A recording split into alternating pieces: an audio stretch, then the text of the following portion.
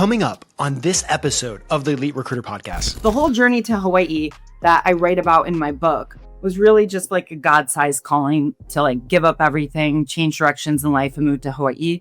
But also like I felt like God had promised that I'd meet my husband there. So when I knew it was time to leave the island, I still hadn't met my husband. So I was like, well, I'm supposed to stay here, obviously, because I haven't met the man of my dreams yet. Welcome to the Elite Recruiter Podcast with your host, Benjamin Mena, where we focus on what it takes to win in the recruiting game. We cover it all from sales, marketing, mindset, money, leadership, and placements. I am so excited about this episode of the Elite Recruiter Podcast because we're going to talk about how taking a leap of faith can completely change your life. We're going to talk about how recruiting is actually one of the best professions, being a military spouse. On top of that, we're going to talk about how to author a book while running a desk and everything else that happens with life. So I am super excited about this episode. We're going to dive in, and I'm excited that Kelly is the guest today. So Kelly, welcome to the podcast, and real quick, 30-second intro on yourself and your business. Aloha, Ben. Thanks for having me. Yes, I am Kelly Dockrell Brown. I'm a newlywed. Of course, I did marry into the Air Force. My husband is active duty here in Arizona at Luke Air Force Base. And I spent 15 years in outside sales running the streets of Miami, logistics transportation. And then through a long, tumultuous journey, I ended up in Hawaii. And through that, I started a recruiting company from scratch in 2021. And here it is 4 years later, very successful. Loving it. And then, I just published a book. I'm officially a published author as of 2 months ago. So it's busy, but I'm thankful. I've got the flexibility and I'm doing it and I'm thriving and just really loving life at this point. That is awesome. So, okay, let's take a few steps back. How did you end up in this crazy world of recruiting? Okay, if I really had to take it back and get into the nitty gritty of when I discovered that I should be a recruiter, would have been around 2014. So I read a lot and I ended up reading the book, which was very popular at the time, 2014, The 4-Hour Workweek. And it's by Timothy Ferriss. And it's interesting because in the book, what he talks about, over a decade ago is still super relevant today. Like back then, he was talking about hiring VAs, virtual assistants overseas, and it's still something that's very relevant. So I read this book and the one takeaway, he posed the question, he said, what is the greatest skill that you have that relates to your job? And, think about that and how you could, merge that into a career. So super easy for me. I was like, I'm a networker. I could put two people together for purpose, whether it's like for work or relationships or whatever. I could find two people and create mutually beneficial relationships. So ironically, back then I was in Miami. I decided to start a matchmaking company. And And it's funny because it was the first company that I built from scratch. And I think the setting up of the company was a lot of fun to me because that was when I was really digging in. And of course, this was over 10 years ago. So I launched that company, recognized pretty quickly that the dating pool in South Florida sucks. So you've got the model girls that, of course, want to date the athletes. And then you've got guys that are making like 30 grand a year. They want to date the models. And so it just so happened there was a matchmaking TV show that was going to be launching in Miami. So they were looking for matchmaking companies and they ended up just kind of acquiring my book and then I got out of it. But it is funny because back then I knew I was meant to be a recruiter and it was like the timing wasn't aligned. So fast forward 2021, the truth of the matter is, and this is going to sound absolutely nuts, I was living in Hawaii in Kona. And at that point, I knew I was going to be relocating to Arizona. But for whatever reason, I was still trying to hang on to staying in Hawaii. I was actually interviewing with a bunch of different companies, like medical device, like all these different companies. So lo and behold, it was a Sunday night and I couldn't sleep. And I deal with insomnia my entire life. So I just kind of sat there and meditated. And as I was sitting there meditated, it got downloaded into me to launch a recruiting company, like literally in an instant. It was like a blueprint. So then I couldn't sleep and I was meditating and then I got really excited. I was like, oh, shoot, I'm starting a company. So sure enough, that was a Sunday. Monday, I launched the company, got the LLC. And then Tuesday went down YouTube University. Wednesday, I found Ben Nader on YouTube and reached out to him just to buy contracts. And I said, hey, I need to buy your agreements. I'm starting this company. And he's like, no, you can't buy my agreements. You have to join my program. So sure enough, by Wednesday, I hired him as a coach and like completely hit the ground running. So It was quick. First of all, and you didn't say this, but you were also a DJ in Hawaii too. Yeah. Was that one of the reasons why you wanted to, thinking about staying as your DJ career? Well, no, it's crazier than that. So the whole journey to Hawaii that I write about in my book was really just like a God-sized calling to like give up everything, change directions in life and move to Hawaii. But also like I felt like God had promised that I'd meet my husband there. So when I knew it was time to leave the island, I still hadn't met my husband. So I was like, well, I'm supposed to stay here, obviously, because I haven't met the man of my dreams yet. So that was what was the fight of trying to stay on the island, like in my mind. Okay, so pause real quick. A lot going on there. Before we start going back to the recruiting, and you don't share the rest of the story yet. Okay. Your husband, you did meet him in Hawaii. I absolutely did. Yes. Here's the irony. So the Lord promised me that I'd meet my husband in Hawaii.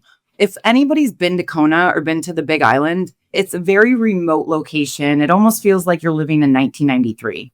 Like there's maybe 20 restaurants. There's not like clubs and bars. It's not a party scene. If you want to go to Hawaii and party, go to Honolulu. That's a completely different island. So sure enough, April 24th of 2021, I had met my husband my now husband in Hawaii. He was there on a boys trip. And I was like, what is this super handsome guy doing on a boys trip in Kona? It was the strangest, it was just a strange occurrence. So we went out on a date and I just remember thinking that was the absolute nicest man I've ever met in my life. And then we never kept in touch. That was it. I saw him. We had a great day. It was phenomenal. And then I forgot all about him. No social media, texting, calling, nothing. All right. And we'll hold off on that and then jump back over to recruiting before you move. So literally you had a vision to start a recruiting company. It was almost like it took over your head. Yeah. Like the vision came about. I feel like a lot of people have ideas. Yeah. Like I have a book full of ideas. I do dumb ideas all the time, but there's so many things that I don't do. Why did you listen to this one compared to all the other ones that you probably have had before? Okay, so for me in my life, when I get a God-sized moment, it's really undeniable. Like when God speaks to me, it's not audible. It's something that almost gets transferred into my soul. So it's the same as, I was working in Miami, making 6-figure base salary, making a lot of money working in logistics transportation back in 2017. And it was just one day that the Lord spoke to me. And it's actually kind of ironic because in 2017, when God spoke to me, it was in October. And then when I started the recruiting company in 2021, it was October. So maybe there's something about that. I don't know. But when God spoke to me in 2017, he told me to leave my job, leave everything and move to Hawaii. And same thing there. I did it the very next day. So for me, if it's like a God-sized calling, it shakes me to the core. And it's almost like you want to be kind of fear-based, but at the same time, it's really an undeniable reckoning. And that's truly what happened. So when it happened the second time for the recruiting company, I was like, bam, that's it. It must be from God. So you took a leap of faith. Then you went to YouTube University and then you ran across Ben Nader. And actually, I think as of just a few days ago, it was a 2-year mark where I shared my last podcast interview with Ben Nader. Rest in peace. I think he did a great job bringing a lot of people into the industry. Yeah. But okay, so then you hired Ben Nader and then you started a recruiting company. Let's talk about the start, getting out of the get-go. How was it? You didn't know anything about recruiting outside of God told you, you went to YouTube University, Ben Nader became your coach. Talk about the start. Yeah. So, well, first of all, I started the company. I needed a name. So I did want my name to start with an A. Just because if anybody was looking up, same thing, looking back on generationally speaking, if you went to the yellow pages or the white pages, whichever ones they were, I wanted the name of my company to pop up first, but I wanted it to be recognizable and to know what it is that we do. So that's how I went with Acclaim. And that truly for me relates back to my faith. So it's acclaim the Lord in his sovereignty. He gave me this company. So therefore, this is for him. Okay. So then of course I joined the recruiting group with Ben. here's the thing. In my mind, I was thinking, okay, I built up like a 15-year career that obviously had walked away from. By that point, it had been like 4 years. I had global connections. So I was working in logistics, transportation, as well as aviation and aerospace. So between all those vast connections that I had on LinkedIn, in my head, I was like, I could just call a few of these companies up and be like, hey, are you guys hiring? Let me try to place people. Like, that's really all I knew. But fortunately, in joining Ben's group, that's when I was able to dig in and recognize that there's a lot more that goes into owning a recruiting company than just making a few phone calls and trying to hook people up for connection. It is similar to matchmaking, obviously, because you're putting two people together for purpose, but there's so much more to it. How did you get your first 3 clients? That was a whole doozy in and of itself. So this was the first time, and coming from a sales background, this was the first time I learned about cold email drip campaigns. And that's truly what Ben was teaching. And, back then, obviously, it was a different platform. It's not that long ago, but everything moves so quickly in this industry. So I was learning about cold email drip campaigns, scraping emails, doing the outreach. Unfortunately, what happened to me was pretty much immediately, once I had launched campaigns, I burnt out my domain. Like, absolutely toasted it, blacklisted, done. Nobody's getting any emails, can't get in touch with anybody. And it was terrible. And at that time, we were using a platform called AllPro. And I just remember thinking, okay, I know I was undeniable that God was like, this is what you're going to do. Why is this failing? Why am I having so much trouble? And then it was frustrating because I'd be on the calls with Ben and everybody else on the team, which is great because I'm still really tight with these people today. And like, you just hear about everybody else's success. Oh man, my deliverability is at 37%. I'm like, mine's at 2%. But like, there's something wrong. And I just couldn't find any help. Like, nobody could understand what was going on. I'm not getting resources. I'm hitting a wall. And I'm thinking, I just like put my blood, sweat, and tears into something that like it's not working and it's going to fail. And the truth is like, I listen to a lot of motivational like speeches and podcasts and videos and stuff. And I just remember hearing, I think it was Steve Harvey quote. And he said, put yourself in a position that failure is not an option. So for me, I'm like, if this doesn't work, I better just go get a tent and live on the streets. Like, because this is what I'm doing. Like, I was full throttle. I'm doing this and it's going to work. It was brutal. So getting back to your question, how I did get my first clients, it truly was when I was able to kind of pivot my cold email campaigns, fixed a couple things, had to obviously get a new domain because I toasted the last one, and the startup from there. So let's see, I launched October, and then my first actual placement was March of the following year. October. So you're looking at like 6 months. It took you 6 months to make your first placement. Yeah. Were you working a job while building your recruiting company? Yeah. You did mention I was a Hawaiian DJ. So I was the #1 requested DJ on the Big Island. So I was hosting huge weddings. So I was like a DJ MC for these big, massive weddings or corporate events. And you can imagine they were at like the most beautiful locations and big resorts and hotels, Four Seasons, all that. But also, and when you live in Hawaii, you would understand this, you work multiple jobs because it's so expensive to live there. We talked about this earlier. When you're spending like $12 on a gallon of milk, yeah, you need multiple streams of income. So I was also working for a company, which is Global Medical Response. And I was working for the division that sold ambulance air evac membership. So if you ever get flown for a medical emergency, you don't have to pay out of pocket. But here's the kicker. They're the ones that wanted me to relocate to Arizona. And I was disgruntled about it because they chose not to cover my relocation costs. Now, the thing is that for me, I'd relocated so many times in my career. I thought to myself, all right, no problem. I'm just going to expense this on my taxes. Well, what happened, because that was during COVID times, 2021, is that they negated that as an expense for relocation costs so it was just terrible. So needless to say, I was working that job. They wanted me in Arizona. So I ended up moving from Hawaii to Arizona in December. So I'm still launching the recruiting company. I'm working for this other company. They're not paying my relocation. So that set me back $9,000 just for the relocation costs. I get to Arizona. When I arrived, I was waiting for my favorite beloved Jeep to be shipped to San Diego. I arrive in San Diego to pick up the Jeep, find out that my beloved Jeep was totaled by the shipping company, completely like totaled. They just kind of shrugged their shoulders. It was terrible. I ended up getting super duper sick, like deathly ill. Get to Arizona. I end up finding a roommate that was a natural disaster of a human being. And my company's failing. I'm like, why did I leave Hawaii? At that point, I didn't know that the guy I met before in April was going to be my husband. I was like, I didn't meet my husband. What is going on? It was a disaster. There was a lot of times I would even talk to the guy from All Pro that did our cold email drip campaigns and just cry my face off. So I was like, this was the trajectory of my life. Like, I'm supposed to be a recruiter. This company's supposed to be successful. So yeah, long story short, I was working a job when I arrived here in Arizona, and I was still launching the company. If you got a chance to, like, you know the end story now. You know how you've built your recruiting company.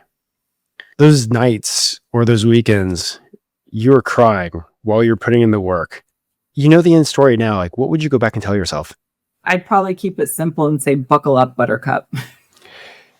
What advice would you give to other people that they've launched their company, they've made the leap of faith, and they're just struggling to find the success?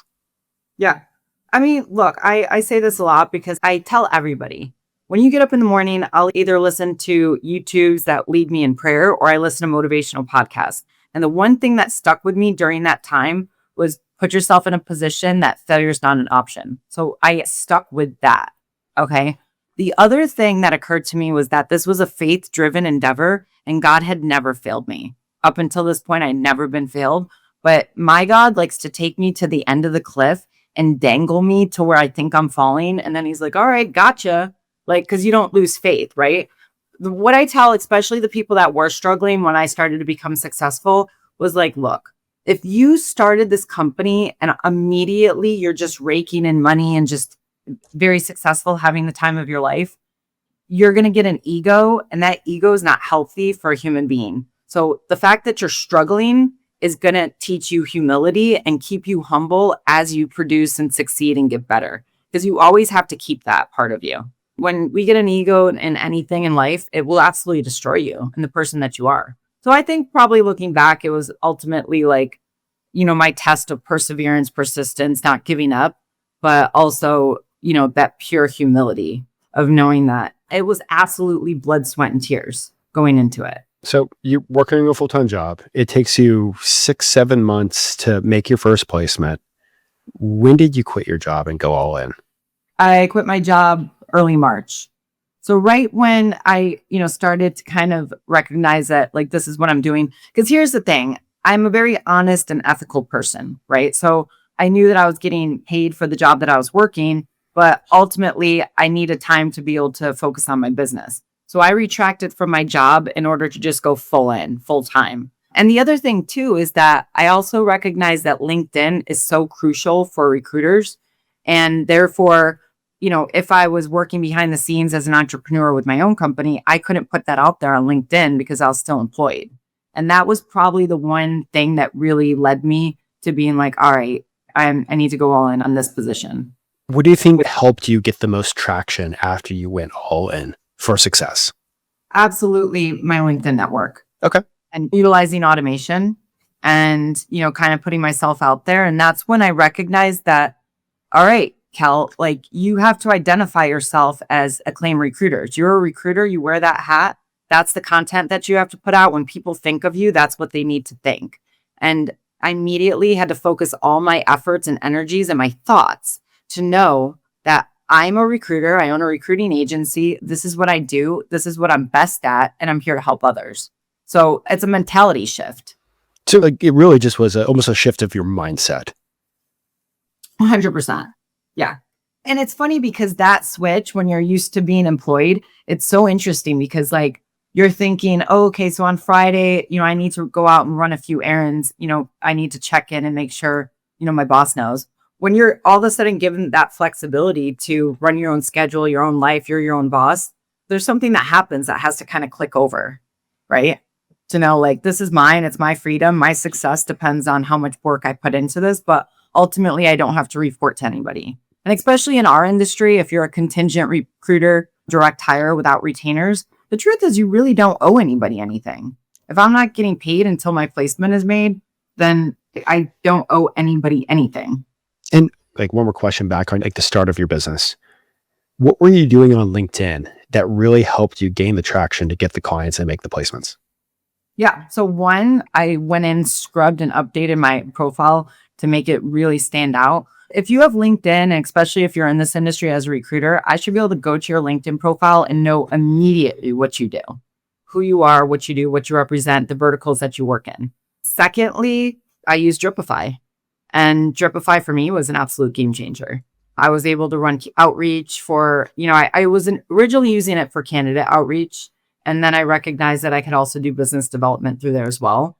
And then, also getting in the mode of posting, whether it's like Happy Friday post or we're hiring or this is Acclaim Recruiters. And then that kind of has evolved over the past year where, you go on LinkedIn and you see my stupid face fairly often. So like just me talking about either recruiting, sales, logistics, whatever it is. And you're doing a lot of video now too, right? Yeah. Awesome. And if you want to check out Dripify, I'll have a link to check out Dripify in the show notes. If you just want to swing to the show notes, click on the link and check it out. I know you use it. I know a lot of other people that have had success from it. So, all right. So I want to flip gears a little bit. I want to talk about you being a military spouse. Yeah. Because I know how hard it is to be a military spouse. And I know it's hard to have a career. You're having to restart constantly because in the military, many times you get relocated across the globe for the different tours of duty that the military spouse is in. It's a follow along. Yeah. And I've seen very few careers. Like I've seen teaching work. I've seen nursing work. I've seen a few things work where a military spouse could take their career with them. More often than not, it's somebody that's having to literally restart their life and their entire career over and over again. Recruiting is different. What's your thoughts on the recruiting career with you being a military spouse and looking at moving? Yeah. No, I absolutely agree with that. And I appreciate you acknowledging that because it is funny. Like when we're out and about and people recognize my husband as being active duty Air Force, they always thank him for his service. And, you're right. Like as the spouse, we really are kind of brought along to follow and support our spouse's career. That's really what it is. Whenever we have to relocate or travel, has anything to do with me. It has to do with him and me being that support system for him. And then we're almost, our maybe career or thoughts or desires or network are kind of laid to the wayside because we are supporting this thing that's bigger than we are. Of course, we're supporting our country, which I'm extremely proud to be a military spouse. But you're right. There's so many women that just lose themselves. Well, men and women, I'm sorry. But there's people that lose themselves being a spouse because you're right. They've got this very fulfilling career. And then all of a sudden you get relocated and you're like, well, heck, now what do I do? So it is funny because I definitely trust my God for timing and placement in my life. Because as I mentioned, I met my now husband in April of 2021, launched my company in October, and then oddly enough, reconnected with my husband here in Arizona in April of the following year, just as my company started to blast off. Like everything was going well. And then I reconnected with the guy I met in Hawaii. So I did immediately recognize that like, wow, I was given this career at such a perfect time to know that if we end up overseas, I get to do this job from anywhere in the world. I mean, we've taken vacations. I've been on a cruise ship and worked and been able to be successful in that aspect. So for anybody like a military spouse, it's definitely something that you can get into. And I think the beautiful thing for me as well is the network that I've gotten through the other recruiters that I've worked with over the past 4 years. These are lifelong friends. And, I could be overseas and they're overseas as well. Like everybody's traveling, that we're always going to have that connection and that network. So therefore I can be a supportive spouse, but I can also have my own identity and my own career, obviously. And I love that you talked about like keeping your identity through all those things. I think that's a super important thing that I don't think gets discussed enough. But one thing I do want to highlight is, and you told me this offline, because of the flexibility with recruiting, you're also doing some things on the base. Can you talk about that? Yeah. Okay. So just to be clear, I'm complete newlywed. We got married in December of last year and it's only April. So I don't come from a military background, military family, nothing. So everything's new to me. But I am somebody that likes to be engaged. And I feel as though if I'm going to support this greater thing, which is the Air Force that's bigger than I am, then I want to be involved and I want to know what's going on. And I want people to know me as the support system for my husband. So I did. I'm now officially the key support liaison for his squadron. And just the other day, I was on base doing a commander's call just to get involved. And really, the role is to support the spouses to where if they need assistance for their families or deployments or whatever, that you can be the liaison to direct them to whatever they need within the unit. For me, it's really just trying to be involved and get to know everybody. And again, if I'm going to support his career and his endeavors, like I want in. So you're not going to keep me out and by the wayside. But it is great. And I think the one platform that I can definitely use is obviously talk about my entrepreneurship journey. And, as I get to know some of the spouses, tell them how I started my company and, maybe brainstorm with them to do something similar. Awesome. And you've been talking a lot about community. And I want you to kind of share a little bit about what you do typically on a weekly basis within the recruiting community that also keeps you sharp. Yeah, I love that. I mean, look, we're all in this together. If you work a 360 desk and you're in recruiting, like we know it's nuts. And quite frankly, like I sit in a room in my house by myself all day.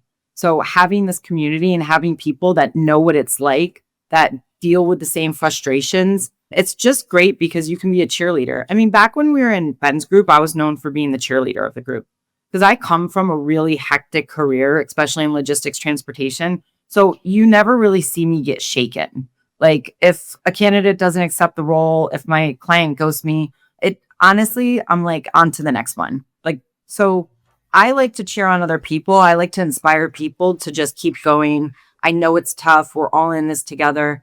And we do. I mean, I've got a few great communities that I'm involved with within the recruiting network that we hop on calls. One we hop on every other Wednesday. Another one is Thursday, Friday. I got another one that meets on Fridays. I got another one that meets monthly. And that's like everybody all over the US and Canada. And it is great to connect with those people because we're learning from one another. What tech stack is working for you? What's not working for you? Hey, Kelly, I know that you work in logistics. Can you help me on a role? So I know back in the day, and a lot of the old school recruiters will talk about it, they didn't talk to one another. This is all new that recruiters are actually friendly and working together. Yeah, it's one of the key things I think that really helps a lot of people is finding the community and also finding accountability with other people.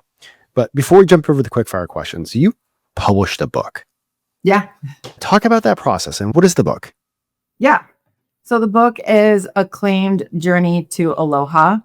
It's actually written in my maiden name, Kelly Dockrell, because I wrote it as Kelly Dockrell. So long story short, I had the crazy, crazy part of my life is the journey from when I left corporate America and moved to Hawaii.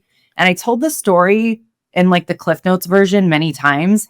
And it's an interesting story, but I never told the meat of the story, like what really happened from the time I left Fort Lauderdale and then journeyed through the wilderness to get to Hawaii. Back in 2018, again, I felt like the Lord had called me to write a book. And I was like, shoot, like, where do you start in terms of writing a book? And I remember it was that same day I saw a quote and it was like, start with, one step, one glass of water, one page. So I was like, all right, I'll start writing a book. 1 page a day. In a year, I'll have 365 pages. So sure enough, I wrote the book. I kept it on a Batman flash drive and just never did anything with it. And then about a year ago, I felt like the Lord woke me up in the morning and said, finish it. So I did. I printed out the whole thing. It cost me like $60 to print out the whole book. I read through it and I was blown away. I was like, I can't believe this is my story. Because it's such a wild, crazy story. So I did. I finished it. I shopped it around with various publishers. And then I ended up publishing it with a Christian publisher called Westbow. So I do get very raw and I tell the truth and everything that happened that transpired throughout this journey in my life. But of course, because it's a Christian publisher, it's got to be G-rated. So a few things got exited out, I guess. Right. It did. You can't use words like crazy, obviously no F-bombs. But I don't have children. And when I held the book for the first time, I was like, this is probably the closest like feeling that you could have in terms of like holding your child. And it's wild. So. And were you writing this book also when you had your recruiting company or was it before? Nope, it was before. Okay. No, I lie. I wrote the book. I wrote the meat of the book and then put it to the side. And then I finished it last year. So yeah, I was writing it while I had the recruiting company. What did your day look like between writing the book, your recruiting company, and all the other things? Give me the structure of your day when you're heads deep doing that. I think the beautiful thing about me is that I'm extremely disciplined and extremely motivated. So fortunately, because my husband's military, like we're up at 5:30 in the morning. We're based in Arizona. A lot of my business is on the East Coast. So a lot of my calls, especially with clients and candidates, would usually take place starting at 6 a.m.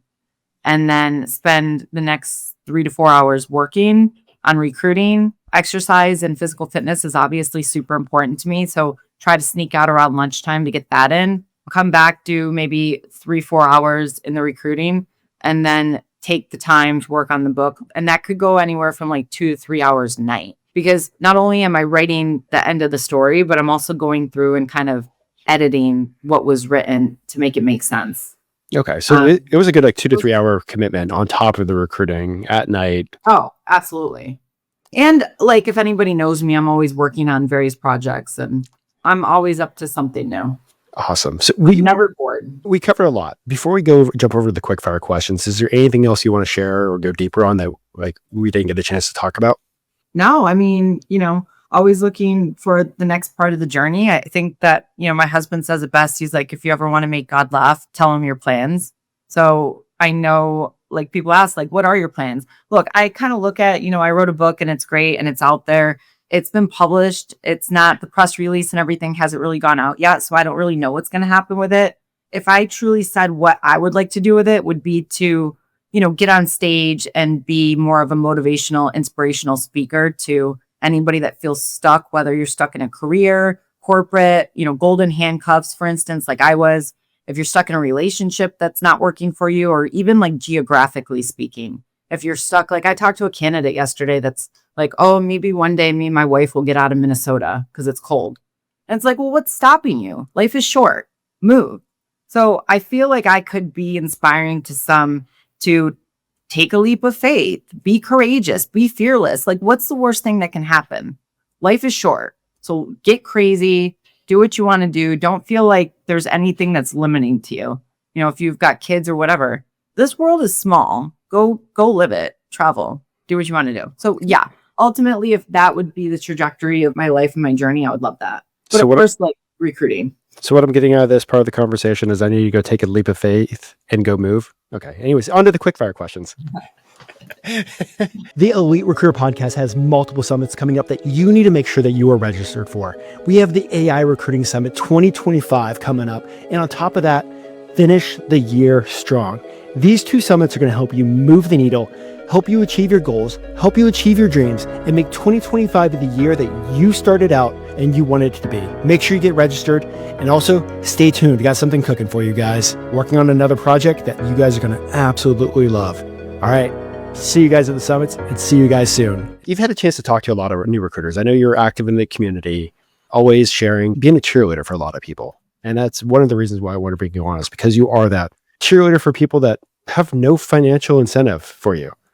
But if somebody else is in your shoes, they had a vision, they got inspired, they started their own recruiting company, they launched their own recruiting company without any background in recruiting. What's the number one piece of advice that you would give them to see success? I would say get a mentor, hire a coach, but surround yourself with successful people. I mean, even if you launched a company, if you could go maybe work 1099 for somebody just to kind of learn from them.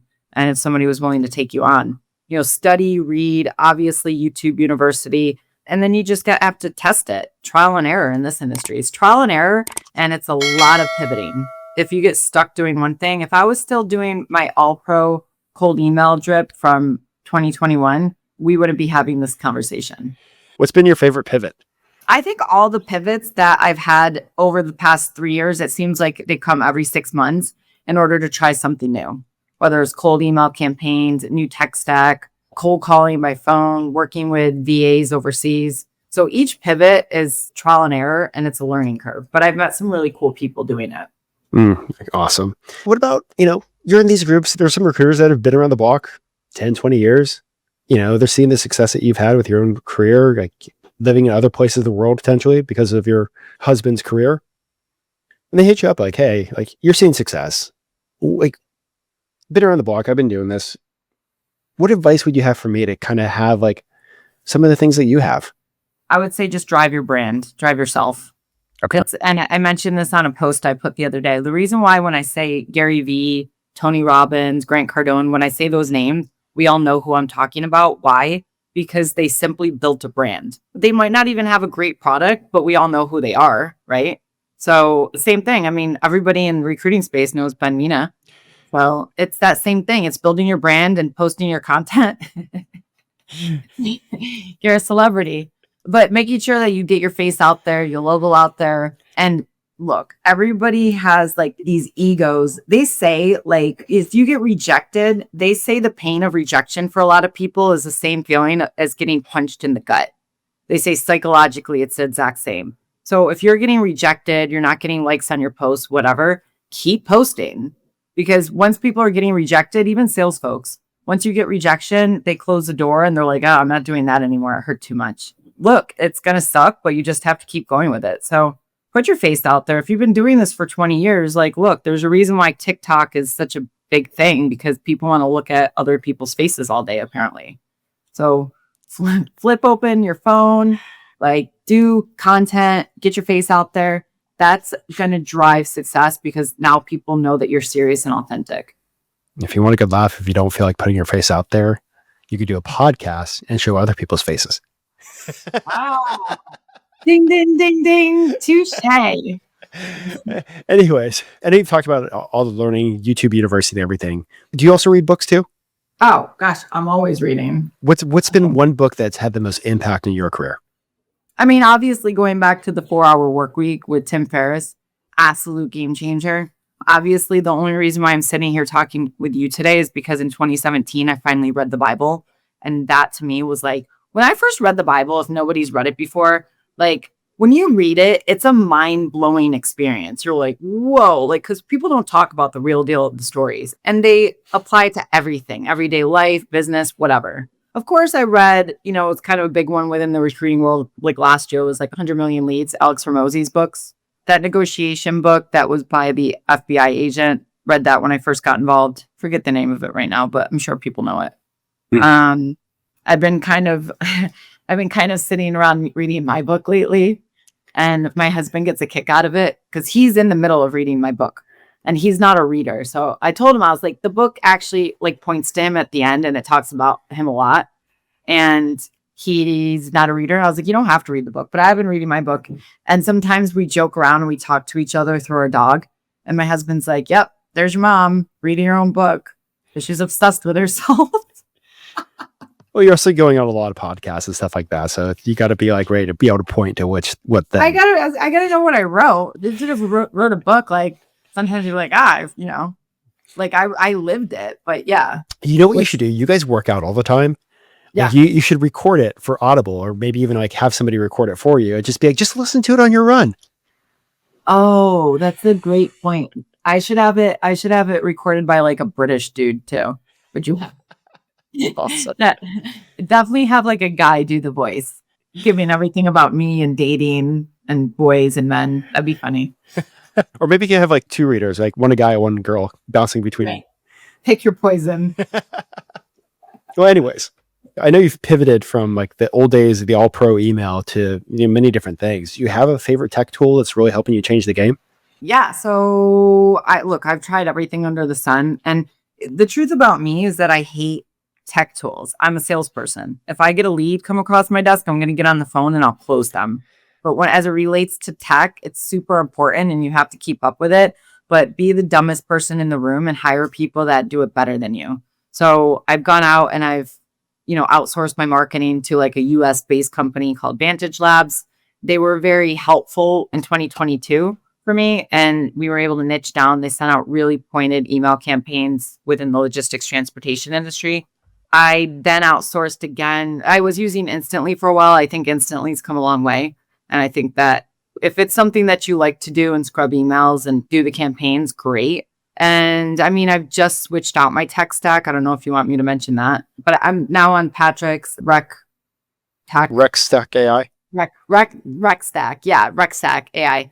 And I'm very, very new to it. I mean, I literally just launched it like 2 days ago. So I tell everybody like in our recruiting groups, I'm like, look, I'm going to go try this out. I'll be the guinea pig and I'll throw, the money at it or whatever. And if it works, I'll bring you guys all in. If it doesn't work, well, I just screwed myself out of, a few $1,000s. So I did that a lot, especially last year. I outsourced to a company in the Philippines. I did a cold calling company last year where they were doing like 150 cold calls by phone a day. And I told everybody on our recruiting calls, I was like, look, I'm going to try these guys out. If it works, I'll bring you in. And luckily, I didn't bring them in because it's absolutely sucked. It was a terrible endeavor. But at least You're trying things. I'm trying things. And because I do feel like, okay, I'm on the mindset of like, look, maybe the cold email drip campaigns are a thing that are kind of fizzling because how many spam emails are we all getting a day from everybody? But I do believe in the system that works. And even if it's just for branding and promotion, I think it's great. But having people that live in the Philippines calling on clients that are US based from like Arizona number with a really strong accent is usually a turnoff. And they really weren't like ciphering down the specific verticals that we work in. They were literally, I say a lot of times, throwing spaghetti at the wall. So that one sucked. But you got to try things. So you've tried a lot of things in the last 4 years that you have in your recruiting business. What is one of the biggest failures that you had to work through? I don't know if I'd call anything that's happened a failure. I've had to work through, obviously a company screwing me because, we hired a couple candidates over there and they refused to pay and then fired the candidates and kind of went through that. Me, I just kind of brushed it to the side. And it's funny because of that. And it's a small industry in logistics. I had a girl that was interviewing for this old client of mine yesterday. And I told her, stay far, far, far, far away. So that was a learning curve. The other thing is like, look, I've been talking to a lot of recruiters lately. Of course, I'm working on that recruiter collab book that I was mentioning to you. And it does sound like a lot of recruiters are really struggling right now. Q4, nobody was hiring. Everybody's firing their like talent acquisition staff internally. So why are they going to hire an outside recruiter? People aren't getting job orders and the placements like they used to. And I think in that regard, it's like, dude, A, you have to pivot. And B, like, don't fail yourself and give yourself preconceived notion that you're going to fail. Like, you literally have to get up every day. In this industry, we get up every day unemployed. Like, every day that you get up, unless you're doing a retained search, which again, I don't, you're waking up unemployed and you have to go to work and sit in your chair and work as though you're working. I work like I'm working for somebody else. Like, I don't work as though like I'm an individual entrepreneur. I work like I go into work to give it my all to receive my paycheck at the end of the day. So I love it. Every day, like wake up and work like you're unemployed. 100%. But, put on that happy face and, get to it. So with everything that you know now, like you have the freedom to invest and to try new things. Like you're doing well. You can take this business and uproot yourself to another country and things wouldn't actually change. But with everything that you've learned, the successes, the failures, if you got a chance to go sit down with yourself in that first week after you got the calling to become a recruiter, you took the leap of faith to do it, what advice would you actually give yourself if you could go back in time? I would tell myself, I'd say, hey, little Kelly, you are so much stronger and smarter and you persevere better than anybody that I've ever met. You are an absolute rock star and you are going to put your blood, sweat, tears into this and it will be successful, but you just have to believe in yourself. And sometimes you're going to feel like you're alone and you're out there and like there's nobody listening or willing to help. But you got this because you are a powerhouse. You're an absolute freaking badass. And this is going to happen for you. So just keep doing what you're doing. Don't lose hope. Have faith. Trust God. Always trust God. And I don't know, just everything's just going to fall in place the way that it was supposed to. So get excited. Get excited. Wipe those tears, girl. Wipe the tears away, get excited. I love that. Well, you're in a lot of the communities, and I know we've talked about the communities, but a lot of times sitting in those communities, a lot of questions get asked. I've kind of popped in here and there, and I've seen them ask you questions. And typically it's like tactical questions, which you're always happy and willing to share. Is there a question that you wish the other recruiters would ask you that they normally don't? And what would that answer be? Okay, so I would say there's two things. I wish recruiters would ask me how I have the ability to sell so easily. Like get on, mock call with me and just learn how to get to the yes. I do wish that recruiters would take advantage of that with me because I'm good at it. I've been in sales my entire life. The other thing too is I wish that other people would say, hey, Cal, do you have a few minutes to look at my LinkedIn page and have any recommendations of what I should change that would allow me to stand out? Because again, I look at some of these guys' LinkedIn pages and it's just very unimpressive, and if I'm a company, and that's the kicker, Ben, because like if I'm a company and I'm hiring a recruiter, then I'm only compensating if my candidate does get placed. Like you would think that, okay, well, I'm not paying them a salary. So therefore, like, who cares? But no, companies are looking at you as an extension of their company. You're the face that's talking to the potential employee and you're the one that's representing the company. So they want somebody that has a strong business acumen, that is very well spoken, that is going to, speak from a high level overview of who the company is and what they are. And if you're not a representation of that, whether it's on your LinkedIn or your content, then unfortunately, even though companies aren't paying you like a salary per se, they're not going to want you to be invested in a business and have their name come out of your mouth. I love this, though, especially the first one. Like, get on the phone with me. Yeah. I'll show you how to get to yes. Yeah. This has been an awesome conversation, and it's always fun chatting with you, and I'm glad we finally put this together. For anybody that's listening, if they want to follow you, how do they go about doing that? Oh, man, LinkedIn is my bread and butter. So, of course, on LinkedIn, I'm Kelly with Dockrell, because I'm still a newlywed, getting used to my new last name, but Kelly Dockrell Brown. You can look me up through Acclaim Recruiters. Of course, I am on Facebook because a lot of the recruiting community still engages very much on Facebook. Actually, the only reason why I'm still on Facebook, to be honest with you, is that I relaunched it when I got into recruiting because that's how a lot of the communities connect. You can also find me on Amazon if you want to purchase my book, Acclaimed Journey to Aloha. And it's also on Barnes & Noble. Awesome. And like maybe 100 other different platforms. And they sell like the ebook as well. And Audible too soon, right? Yes. But Ben's actually going to be the one recording it. So you don't want to hear my voice. Oh, I have a YouTube channel as well. I have 2 YouTube channels. One is called Miss Family God and Son. So that's more geared towards my book. I've had that channel since 2017. But then, of course, Acclaim Recruiters. And it's just kind of giving more access to people as I post content specifically for the recruiting agency. But it's fun because of recruiting. I'm able to do both. I'm able to promote my book and share my story. But of course, I'm also here to help people land the role of a lifetime. Well, that's awesome. This has been an awesome conversation. Like literally taking a leap, being a military spouse, writing a book. Before I let you go, is there anything else that you want to share with the listeners? No, I'm a happy person. I love what I do. The day that you don't love what you do, it's time to pivot. Go do something else. But yeah, I'm very, very proud military spouse. I'm a very proud wife. I just turned 40 and I'm very proud of that as well. Yeehaw. Yeah. Anybody can reach out to me. I'm super personable. I love helping others. I like connecting within this industry. And I'm really, really blessed and thankful every single day that I get to wake up and call myself a recruiter. I love that. Well, this has been an awesome conversation. And what I want you to do this year, guys, is take that leap of faith, go all in on your dreams and put in the work and go crush 2025. All right. Thank you, guys.